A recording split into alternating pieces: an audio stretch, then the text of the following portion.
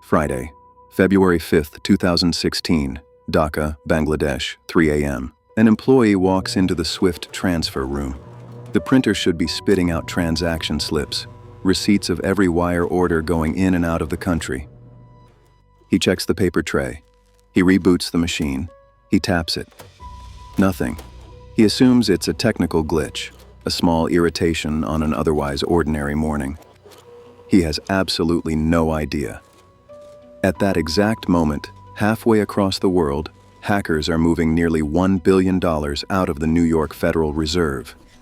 Using his bank's own passwords, this is not a Hollywood heist. There are no masks, no guns, no car chases.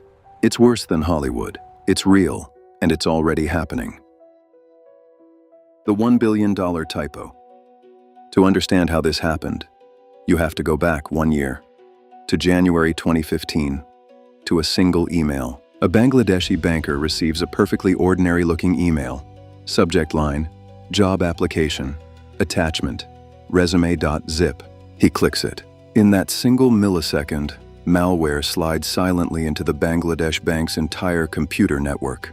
No firewalls trip, no alarms sound. To every security system in the building, it looks completely routine.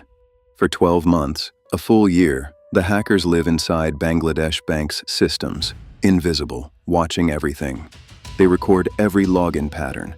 They memorize the names of every executive. They study every SWIFT payment form, every field format, every approval code. They discover that Bangladesh's entire foreign reserve, billions of dollars, sits in a Federal Reserve account in New York. And that account is controlled by SWIFT codes sent from Dhaka.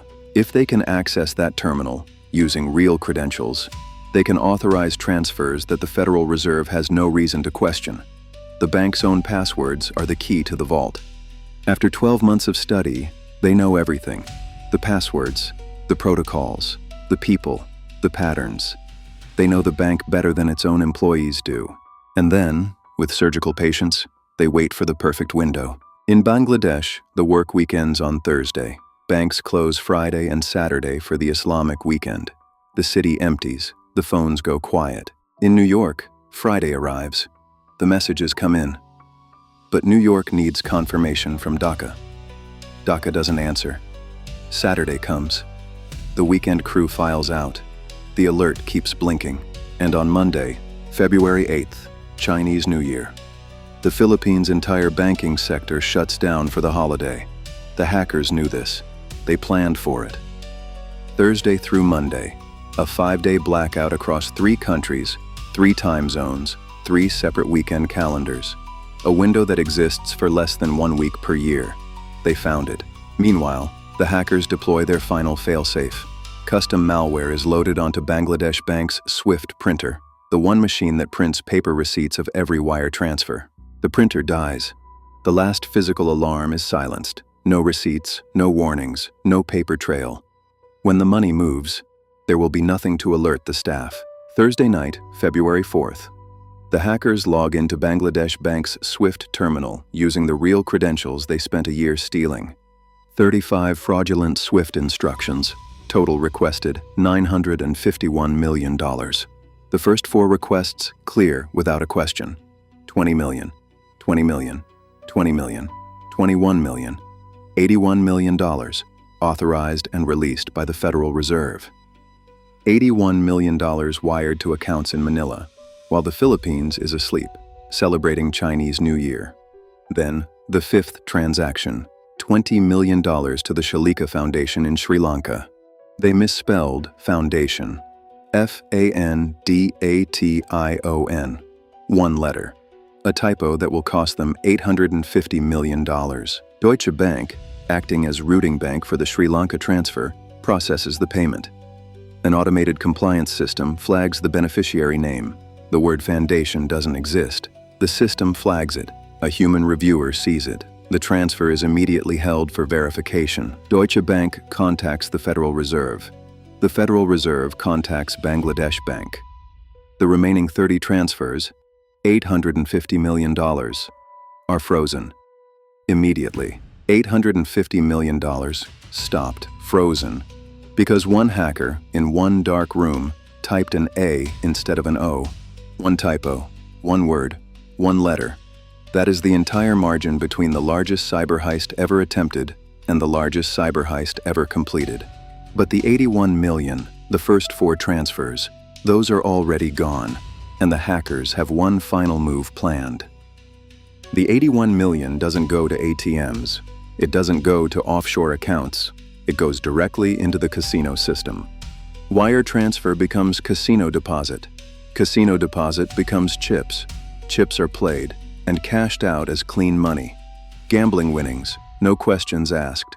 In the Philippines in 2016, casinos are exempt from anti-money laundering laws. Within 72 hours, the trail is gone. $81 million dispersed across dozens of accounts, individuals, and transactions.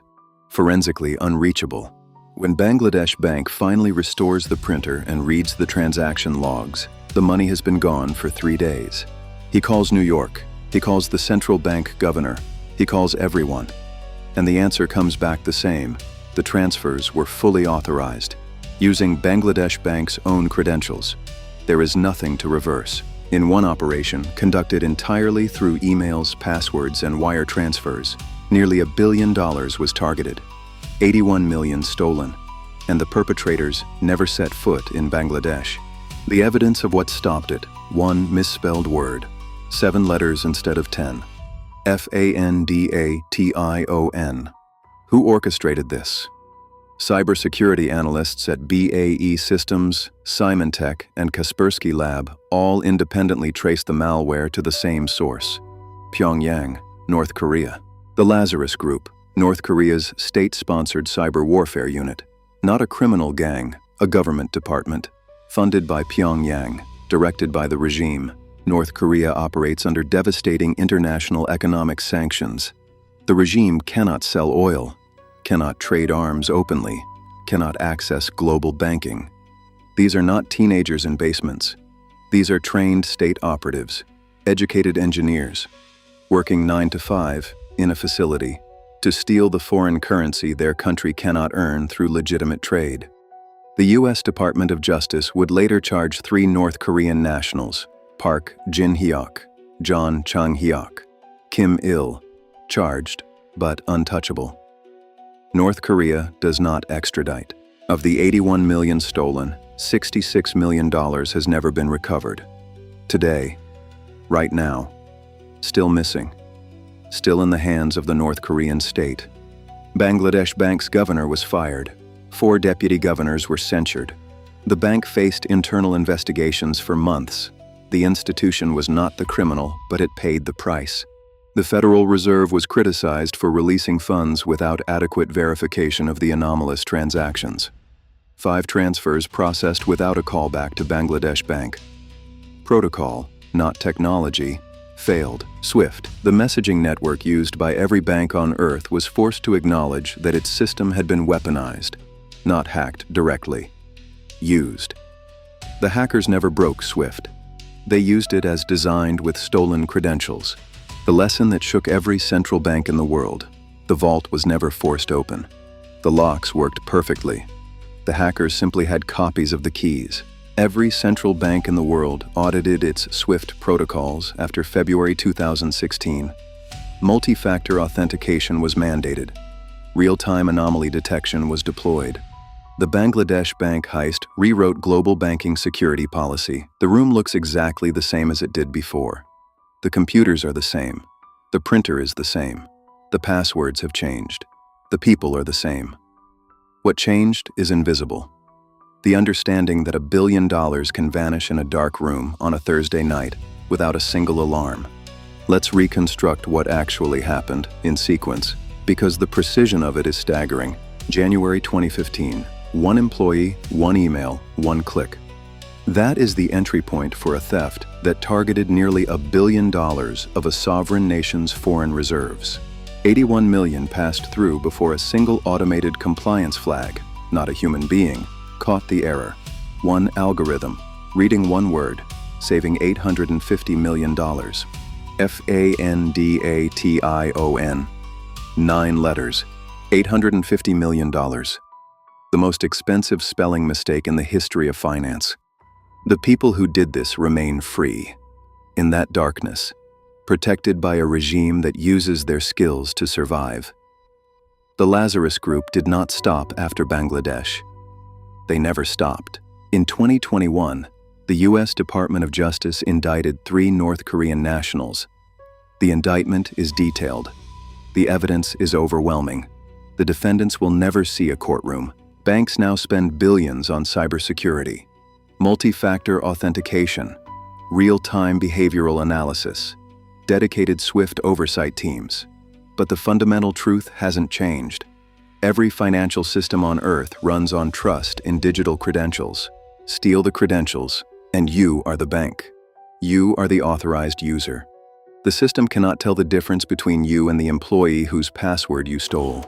That is the fundamental flaw. It has not been fully solved. The employee who found the jammed printer that Friday morning never could have known what the machine's silence meant. He had no reason to. That is what made the attack so perfect.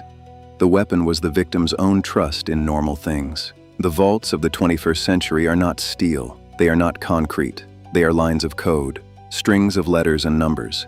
And they are only as strong as the humans who protect them and the humans who make mistakes.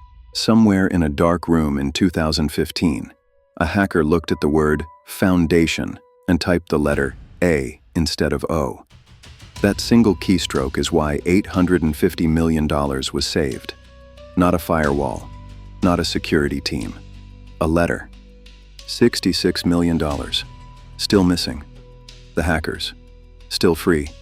Still operating. Still funded by a regime that has decided that the keyboards of its citizens are more valuable than their freedom. This is the world's most expensive typo, and no one has paid for it.